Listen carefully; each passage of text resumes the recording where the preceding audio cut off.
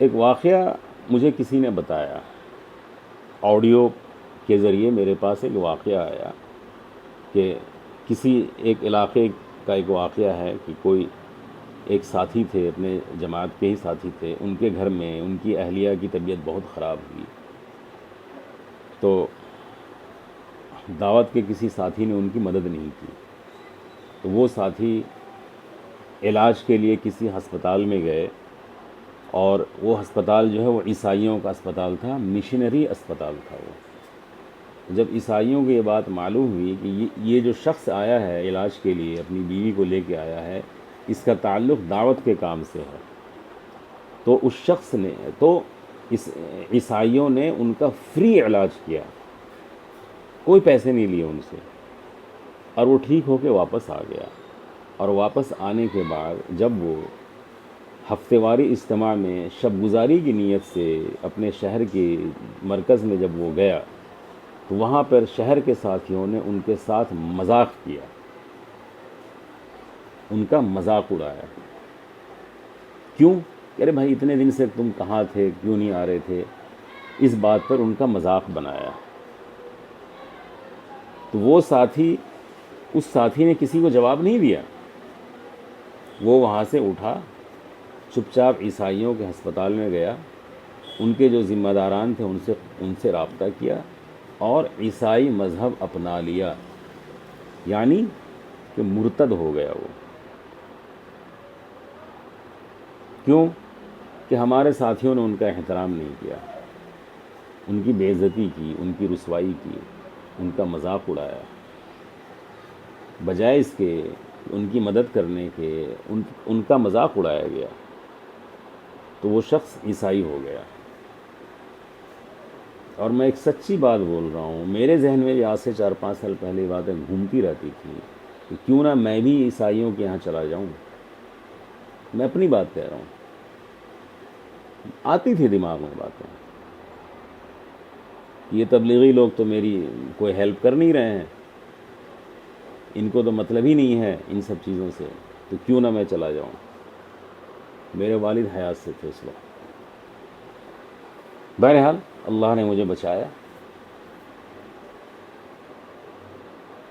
چونکہ ہمارا ابھی 4 مہینہ لگا ہوا تھا وقت، تو عقائد کے لائن سے میں کمزور اتنا نہیں ہوں کہ میں اس طرح گمراہی میں مبتلا ہو جاؤں۔ تو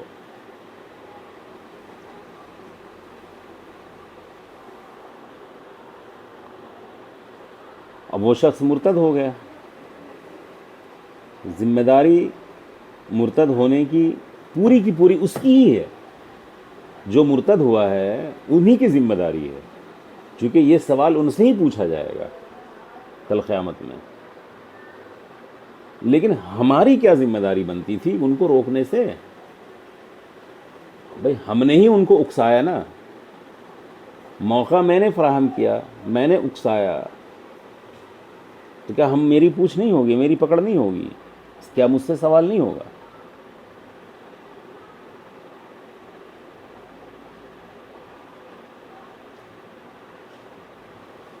بہت افسوس کی بات ہے۔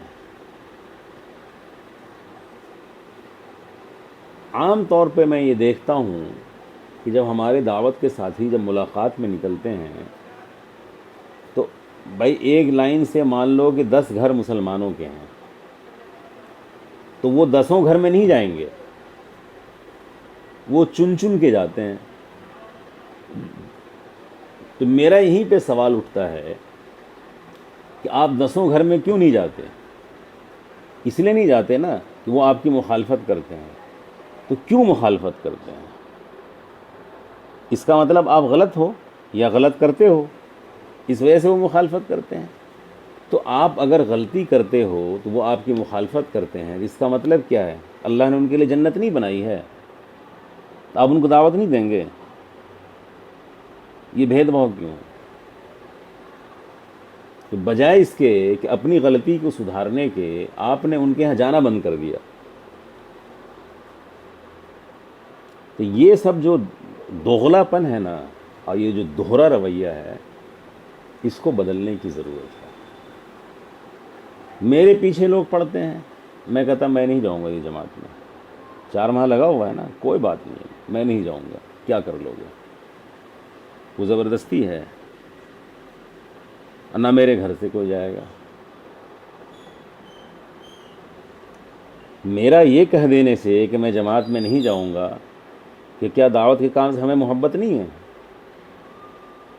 میں نے ابھی اس سے پہلے والی ویڈیو میں کیا بولا کہ جسم کا ایک ایک ذرہ، خون کا ایک ایک قطرہ اللہ کے دین کے لیے قربان ہونے کے لیے تیار ہے ہر وقت۔ کیا بولا میں نے؟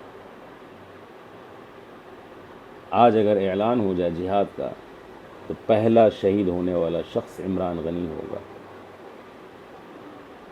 صف اول میں کھڑا رہوں گا۔